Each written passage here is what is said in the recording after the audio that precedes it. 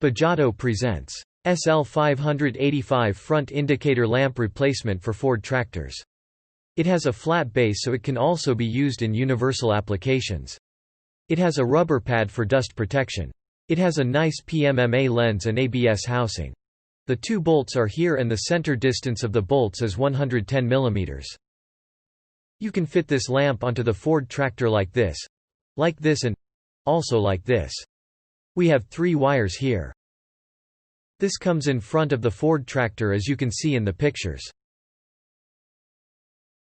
We have 2 functions, the first indicator function and the second is the front position function.